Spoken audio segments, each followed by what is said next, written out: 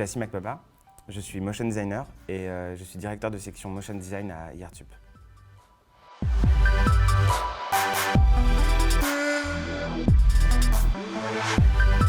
Le motion design, en gros, c'est du graphisme animé.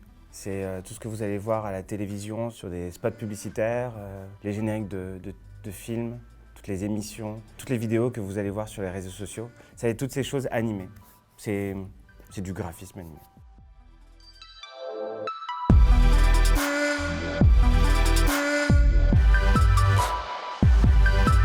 D'un motion designer à l'autre, ça va forcément changer. Effectivement, lorsqu'on est sur des gros projets, on est forcément en groupe, essentiellement quand c'est sur des temps assez courts. Donc il faut savoir travailler en équipe, mais il faut savoir aussi être autonome. On est un peu touche à tout, parce que sur un projet, il va falloir faire de la gestion de projet, il va falloir parfois faire des storyboards, illustrer, faire l'animation, le montage, gérer un peu le son. Bon, c'est toujours cool de travailler avec un sound designer, mais s'il n'y a pas le budget et qu'il faut du son dessus, il faut quand même comprendre comment ça fonctionne. Et jusqu'à la livraison et avec le lien aussi avec le client, toutes ces notions-là, en tant que motion designer, il faut le connaître.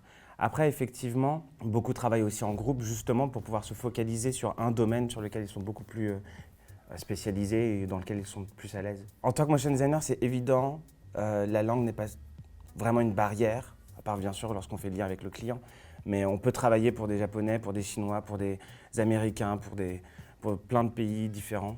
Clairement, je pense que la culture ne freine pas toujours. Effectivement, c'est important de la comprendre, selon le brief, mais on peut travailler pour plein de pays différents, c'est évident.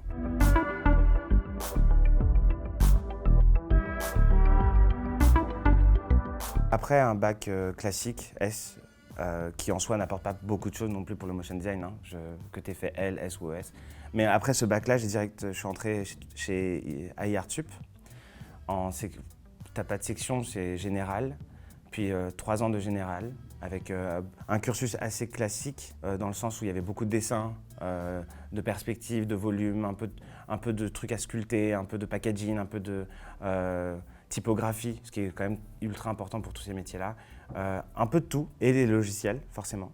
Mais ensuite, je me suis spécialisé en motion design ma 4e et 5e année à IART. Et après, dès que je suis sorti, j'ai commencé à bosser, quoi.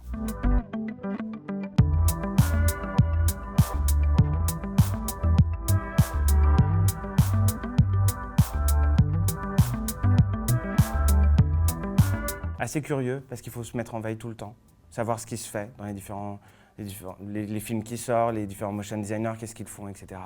Il faut pouvoir être à l'écoute de ses clients, ou en tout cas des briefs qu'on nous donne, parce que parfois ça va pas être forcément sur des domaines dont on est forcément à l'aise.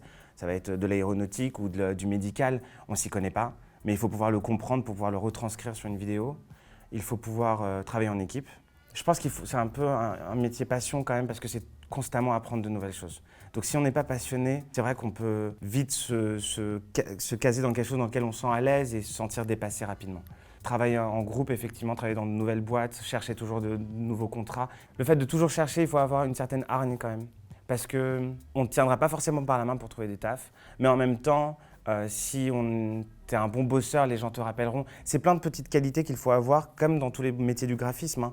Mais en tant que motion designer, je pense que le plus important serait cette curiosité à constamment se renouveler, à essayer d'apprendre de nouvelles choses. J'ai bossé avec plein de motion designers complètement différents. Ils ont tous des qualités différentes.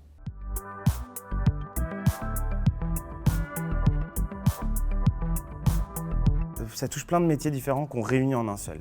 Donc illustrateur, storyboarder, ça va être animateur, spécialisé en FX 3D. Toutes ces petites choses-là font que si à un moment on se sent plus à l'aise dans un seul domaine dans tout ça, on se spécialise et du coup on se perfectionne et ensuite on se vend en tant que 3Diste, 2D animation, seulement de personnages ou seulement de graphisme. On va se spécialiser sur la télé, on va se spécialiser sur que du storyboarding. Du coup ça peut ouvrir aussi d'autres portes. Et si on illustre assez bien et on se sent beaucoup plus à l'aise là-dedans, je connais des motion designers qui ont commencé en tant que motion, ont fait beaucoup d'illustrations et du coup aujourd'hui ne sont que illustrateurs parce que ça les intéressait beaucoup plus. Donc il y a un peu plein de métiers réunis dans celui-ci, et ce qui est assez passionnant.